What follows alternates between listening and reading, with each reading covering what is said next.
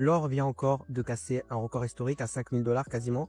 L'argent vient de casser un record historique à 100 dollars. Et ça, c'est pas anodin, ça te dit beaucoup de choses sur l'état actuel des marchés. Et surtout quand on parle de crypto. Parce que l'or et l'argent, c'est des actifs risk-off, refuge. Les gens, ils placent leur argent quand l'environnement est instable et quand il y a de l'incertitude dans le monde. Et ils veulent se protéger.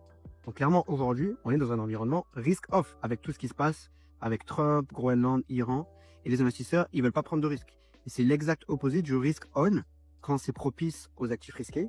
Donc la crypto, c'est volatile et c'est du risk-on pur. Donc quand on est dans un contexte comme celui-ci actuellement, les gens sont naturellement moins enclins à déplacer leur argent vers des actifs risqués comme la crypto. Ça ne veut pas dire personnellement que je suis bearish en crypto, pas du tout. Je suis très pro-crypto long terme, mais pour gagner de l'argent, il faut comprendre où on se situe dans le cycle, sinon tu te positionnes mal et tu subis le marché. Aujourd'hui, on est dans un environnement où les gens préfèrent la sécurité, donc il est peu probable qu'on assiste à un vrai super cycle crypto sur le court terme. Et si tu n'as pas encore pris les profits, ça peut être intelligent de sortir progressivement, pas tout vendre, mais sécuriser, avoir du cash prêt à être réinjecté quand le marché corrigera vraiment, si Bitcoin fait encore moins 20%, moins 30% par exemple.